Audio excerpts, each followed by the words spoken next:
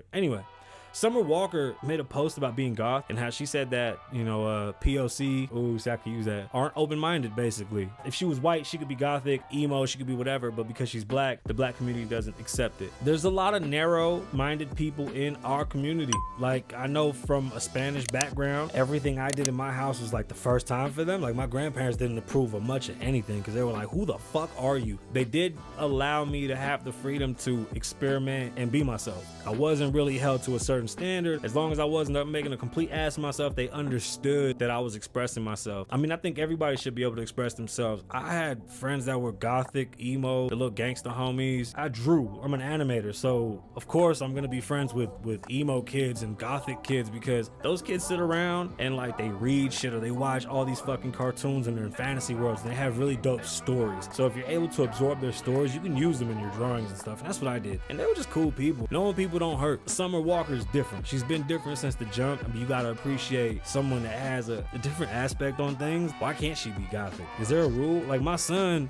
no, because when I was in high school, kids dressed like him too. Even, I don't know. People seem to just think that the world started when Instagram started, and I don't think it's that.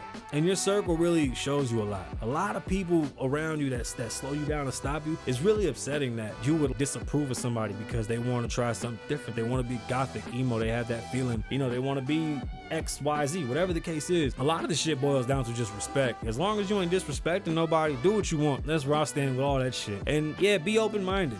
Again, as long as nobody's hurting you, do what the fuck you want. Just don't hurt nobody. You know what I mean? Sicaria